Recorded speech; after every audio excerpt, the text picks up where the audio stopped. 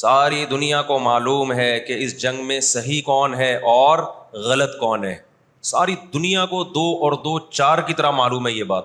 ان دنیا کی وہ عظیم طاقتیں جو صبح و شام ہمیں تہذیب سکھاتی ہیں, ہمیں دہشت گرد کہتے ہیں, ہمیں دنیا کا امن خراب کرنے والا کہتے ہیں, بار بار ہمیں تانا دیتے ہیں کہ اسلام تلوار سے پھیلا ہے, بار بار ہمیں دہشت گرد. آپ 40-50 سالوں کی تاریخ اٹھا کے دیکھو, آپ کو پتہ چلے گا کہ یہ بڑی طاقتیں کیسے دنیا کی آنکھوں میں دھول جھونکنے کی کوشش کرتی ہیں. اتنا زبردست طریقے سے جھوٹ بولا جاتا ہے, اتنا زبردست, اور ایسا پروپیگنڈا کیا جاتا ہے کہ لوگ اس جھوٹ کو سچ سمجھنا شروع کر دیتے ہیں. نبی صلی اللہ علیہ وسلم نے فرمایا تمہاری یہود سے لڑائی ہوگی, جہاد ہوگا, یہاں تک کہ کوئی یہودی اگر پتھر کے پیچھے چھپے گا تو پتھر کہے گا کہ اے مسلمان یہ یہودی ہے, اس کو قتل کر دے, یہ میرے پیچھے چھپا ہوا ہے. ہر درخت بھی گواہی دے گا, ہر پتھر بھی گواہی دے گا, الا الغرقد, سوائے غرقد درخت کے. یہودیوں کو کوئی مقدس درخت ہے جو اسرائیل میں بہت زیادہ لگاتے بھی ہیں یہ لوگ. نبی صلی اللہ علیہ وسلم نے جب یہ بات ارشاد فرمائی تو اس وقت مسلمانوں کی یہودیوں سے ایسی کسی لڑائی کا تصور بھی نہیں تھا. ایک پیش گوئی تھی جو کسی کے خواب و خیال میں بھی نہیں تھا کہ صدیوں بعد جا کے ایسا ہو سکتا ہے. اس سے بھی پتہ چلتا ہے کہ ہمارے نبی صلی اللہ علیہ وسلم کی جو پیش گوئیاں ہیں وہ اگر وہ پوری نہیں ہوئی تو آپ ٹائم کا انتظار کریں, ایک وقت پوری ہو جائیں گی. 1300 سال تک مسلمانوں کو اس حدیث کا مطلب سمجھ میں نہیں آیا. عملی دنیا میں ایمان تو تھا سب کا کہ اللہ کے نبی نے جو فرمایا برحق ہے, کیونکہ یہودیوں سے میں نے بتایا نا لڑائی ہوئی نہیں ہے. جب مدینہ سے اور جزیرہ عرب سے ان کو نکالا گیا, یہ دنیا کے مختلف ملکوں میں جا کے آباد ہو گئے ہیں. اس کے بعد یہ ہمیشہ یا تو عیسائیوں کے زیر سایہ رہے ہیں یا مسلمانوں کے زیر سایہ رہے. ان کی لڑائی اگر ہوئی عیسائیوں سے ہوئی ہے, مسلمانوں سے ان کا کبھی ٹاکرا نہیں ہوا. لیکن پیغمبر صلی اللہ علیہ وسلم نے کیا فرمایا صحابہ سے, تقاتلون, تم لڑو گے. تم سے مراد یہ امت لڑے گی, ایک وقت آنے والا ہے اور ایسی لڑائی ہوگی, ایسی لڑائی ہوگی کہ حتی یختبی احدکم وراء الحجر, کہ پتھر اور درخت بھی یہودی کا ساتھ دینا چھوڑ دیں گے. آج دنیا جن حالات کی طرف جا رہی ہے نا, یہ ایسا لگتا ہے کہ اس حدیث کے پورا ہونے کا ٹائم آ گیا ہے. ہم جب قرآن مجید پڑھتے تھے, اب بھی پڑھتے ہیں, لیکن جب طالب علمی کے دور میں جب سمجھ کے پڑھنا سیکھا ہم نے,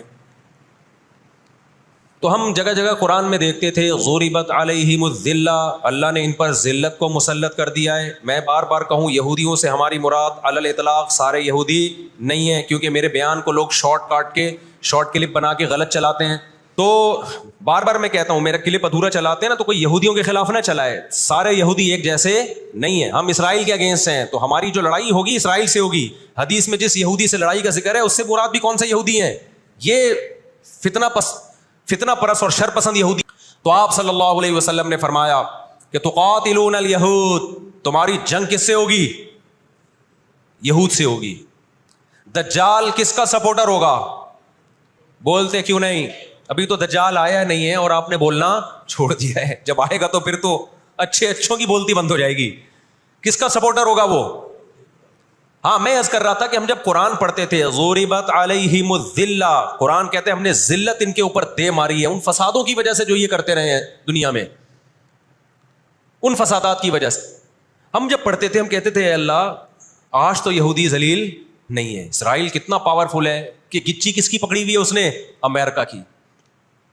ہندوستان کو گچی سے پکڑا ہوا ہے. تو آج تو بڑی عزت ہے. میں نے اپنے استاد سے یہ سوال پوچھا, انہوں نے بڑا معقول جواب دیا اور یہ تفسیر کی کتابوں میں بھی لکھا ہے. دیکھیں آپ یہودیوں کی ہسٹری اٹھا کے دیکھیں نا, ہمیشہ کوئی نہ کوئی ایسا ان پر مسلط ہوا ہے جنہوں نے ان کی شرارتوں کا مزہ ان کو دنیا میں چکھایا ہے. قرآن سے بھی یہ بات ثابت ہے کہ ان کو ان کی شرارتوں کا مزہ, عذاب جو ہے وہ دنیا میں ملتا رہے گا.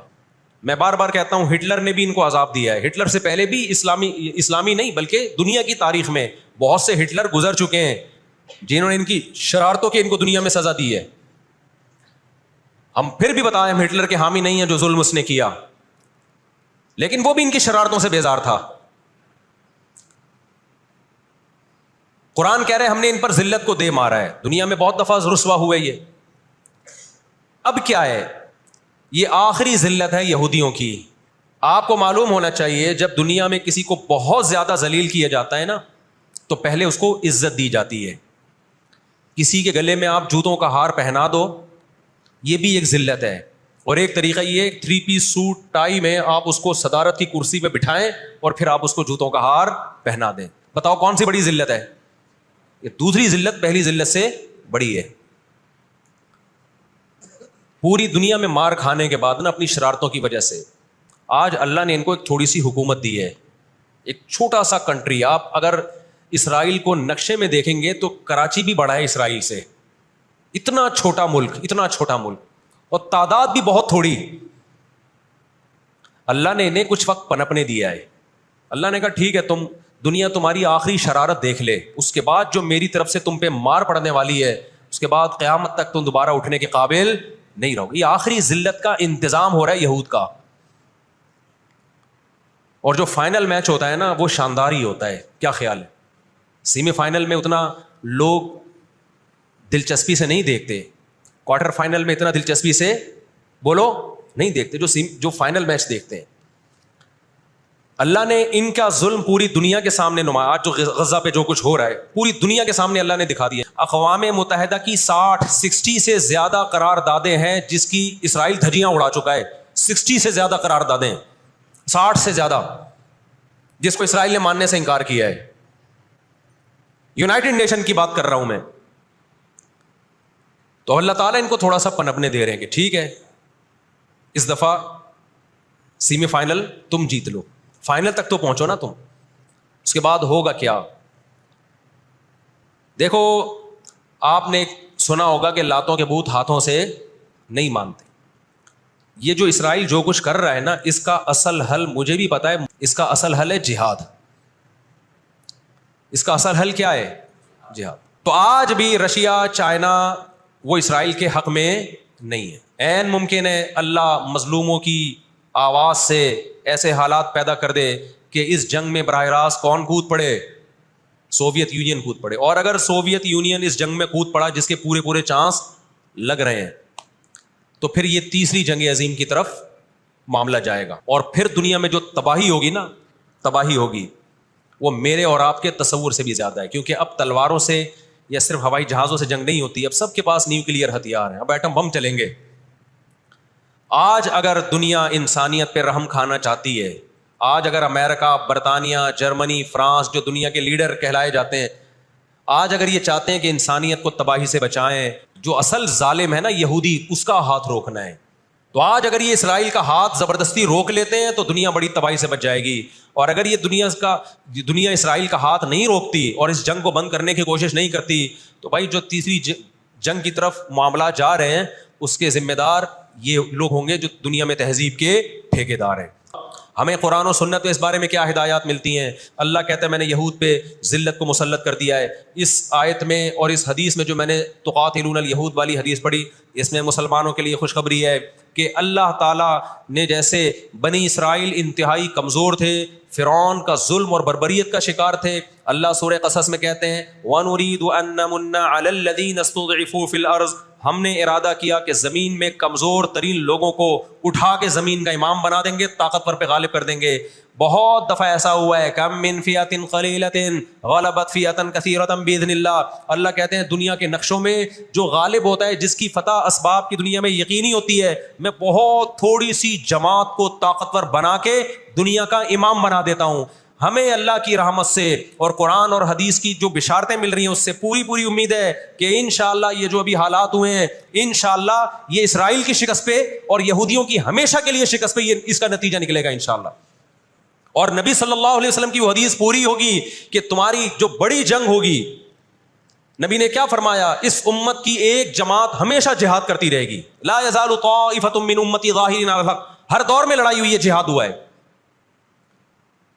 آپ اس ہسٹری اٹھا کے دیکھ, کہیں نہ کہیں جہاد ہمیشہ ہوتا رہا ہے. تو آج بھی ایسا ہوگا. اور بالآخر یہ معاملات اگر بین الاقوامی دنیا نے کنٹرول نہیں کیے تو نبی صلی اللہ علیہ وسلم کی پیش گوئیاں انشاءاللہ بہت جلد پوری ہونے والی ہیں. اور یہ جو ان کو عزت ملی ہے نا, یہ اصل میں بہت بڑی ذلت کی تمہید ہے. جب کسی کی بہت بڑی بےزتی کرنی ہوتی ہے تو اس کو پہلے بہت زیادہ عزت دینی پڑتی. اس وقت دنیا میں دو بڑی طاقتیں ہیں جو اس وقت تیسری ورلڈ وار کی طرف دنیا کو لے کے جا رہی ہیں. آپ کو پتہ ہے پہلی جنگ عظیم میں کتنے لوگ ہلاک ہوئے, دوسری جنگ عظیم میں کتنے لوگ ہلاک ہوئے, اور اب جب تیسری جنگ عظیم ہوگی تو ہلاکتوں کا جو ریشو ہوگا, میں سمجھتا ہوں آدم علیہ السلام کے زمانے سے لے کر اب تک دنیا میں جتنی ہلاکتیں ہوئی ہیں وہ ایک طرف ترازو کے ایک پلڑے میں رکھتے ہیں آپ, اور یہ تیسری جنگ عظیم جو اسرائیل کی وجہ سے ہونے جا رہی ہے اس میں جو ہلاکتیں ہوں گی وہ تمام ریکارڈ توڑ دیں گی, اور اس کا ذمہ دار برطانیہ, امریکہ اور اسرائیل ہوگا, جو دنیا میں سب سے زیادہ تہذیب کے ٹھیکے دار سمجھے جاتے. دنیا میں دو بڑی جنگیں ہو چکی ہیں, ان دونوں بڑی جنگوں میں کہیں بھی کسی مسلمان کا نام بولو نہیں آئے گا, کہیں بھی نہیں آئے گا, کیونکہ کسی فلاں مسلم کی وجہ سے ہوئی ہے یہ جنگ. اور اب تیسری جنگ عظیم کی طرح, اور یہ جنگ ہوگی, یہ ذہن میں رکھیں. قرآن نے یہ بھی واضح کر دیا کہ آپ کسی پر زبردستی نہیں کر سکتے, تلوار کی زور سے کسی کو اسلام میں داخل نہیں کر سکتے. اے اللہ ہم نے ان غیر مسلموں سے سلوک کیسا کرنا ہے یہ بھی قرآن نے بیان کر دیا. لا ينهاكم الله عن الذين لم يقاتلوكم في الدين ولم يخرجوكم من دياركم ان تبروهم, 28واں پارہ. جو بھی غیر مسلم ہے, چاہے وہ یہودی ہو, چاہے وہ عیسائی ہو, چاہے وہ ہندو ہو, سکھ ہو, بدھسٹ ہو, اللہ فرماتے ہیں اللہ تمہیں ان سے اچھے سلوک سے منع نہیں کر رہا, بلکہ اچھے سلوک کا اللہ تمہیں حکم دے رہا ہے. ہمارے نبی صلی اللہ علیہ وسلم جب کوئی یہودی بیمار ہوتا اس کی بھی عیادت کے لیے اسی طرح جایا کرتے تھے جیسے کسی مسلمان کی عیادت کے لیے جاتے. ہمارے نبی کی زوجہ ایک یہودی خاندان سے تھیں, وہ اپنے یہودی خاندان کو ہدیے دیا کرتی تھیں. ہمارے نبی صلی اللہ علیہ وسلم نے اس عمل سے انہیں منع نہیں کیا. ہماری دشمنی یہودیوں سے نہیں ہے, عیسائیوں سے نہیں ہے, ہماری دشمنی ان یہودیوں سے ہے جو اسرائیل کو سپورٹ کر رہے ہیں. آپ اگر قرآن اٹھا کے دیکھیں, اللہ تعالیٰ نے اپنے محبوب ترین پیغمبر موسیٰ کلیم اللہ وقربناہ نجیہ, جن کے بارے میں قرآن کہتا ہے وہ پیغمبر جن کو کوہ طور پہ بلا کے میں ان سے سرگوشیاں کیا کرتا تھا, اس پیغمبر کو اللہ نے اس قوم کی طرف بھیجا. کس قدر ٹینشن دی یہودیوں نے موسیٰ علیہ السلام کو. ہٹلر جو تھا نا دوسری جنگ عظیم میں تو جرمنی گیا ہوں نا, میں نے وہ قبرستان بھی دکھایا تھا یہودیوں کا. ہٹلر نے یہودیوں پہ بہت زیادہ ظلم کیا, جو بالکل غلط کیا. ہم اس ظلم کو کبھی بھی حوصلہ افزائی نہیں کرتے, دیگوں میں اٹھا اٹھا کے زندہ ڈال دیا کرتا تھا. ہم اس عمل میں ہٹلر کی بالکل بھی حوصلہ افزائی نہیں کرتے, اس عمل کو اپریشیٹ نہیں کرتے. لیکن اس نے ایک تاریخی الفاظ کہے تھے, اسے پتا تھا دنیا مجھے برا کہے گی بعد میں کہ لاکھوں یہودی مار دیے میں نے. اس نے کہا میں چاہتا تھا سب کو قتل کر دیتا, ایک بھی زندہ نہ چھوڑتا, لیکن کچھ میں زندہ چھوڑ کے جا رہا ہوں تاکہ دنیا جب مجھے یاد کرے گی نا کہ یہودی ظالم تھا تو دنیا کو پتہ چلے گا کہ میں نے ان کو قتل کیوں کیا. کچھ چھوڑ کے جا رہا ہوں, یہ چین سے نہیں بیٹھیں گے, دیکھنا کرتے کیا ہیں یہ.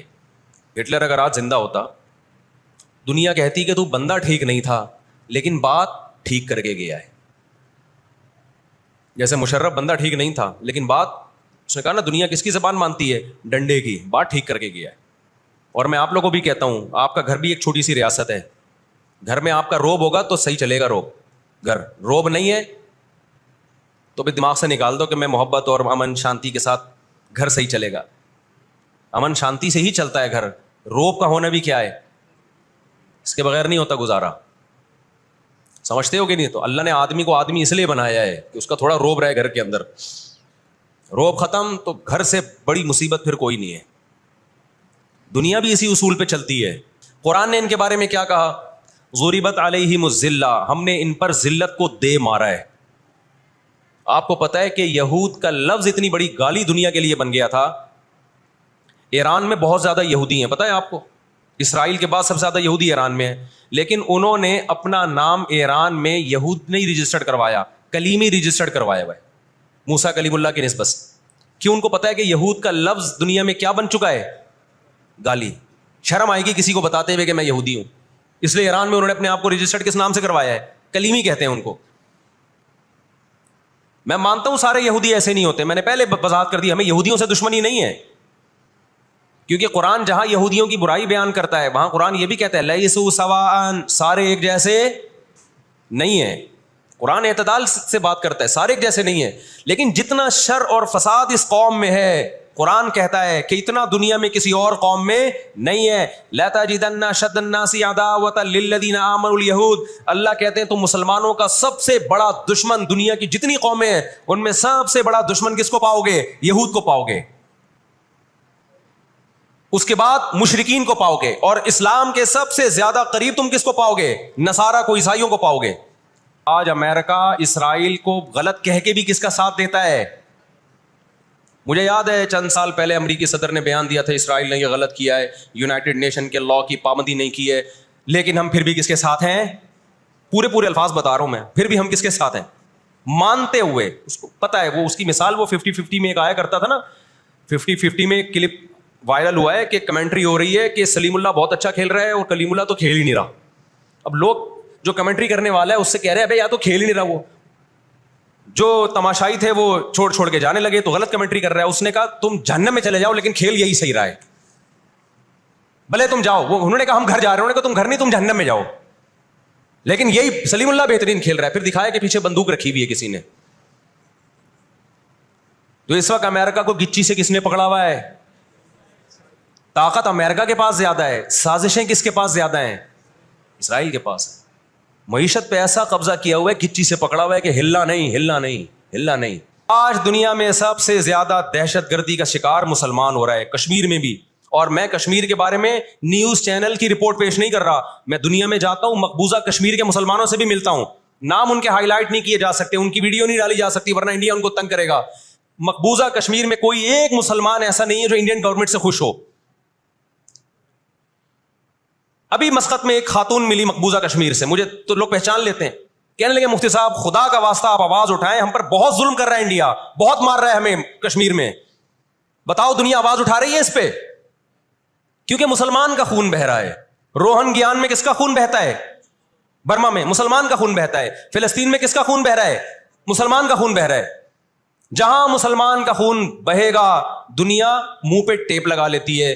جہاں کوئی ایک غیر مسلم، ہماری نظر میں مسلمان کا خون بہے یا غیر مسلم کا، ہم فرق نہیں کرتے، کسی پہ بھی ظلم ہوگا ہم آواز اٹھائیں گے. لیکن دنیا یہ فرق کرتی ہے، لیبل یہ لگاتی ہے کہ انسانیت پہلے مذہب بعد میں، لیکن ان کا ایٹیٹیوڈ بتاتا ہے کہ ان کی نظر میں مذہب پہلے ہے، انسانیت بعد میں ہے. دنیا میں سب سے سستا خون مسلمان کا ہو گیا ہے.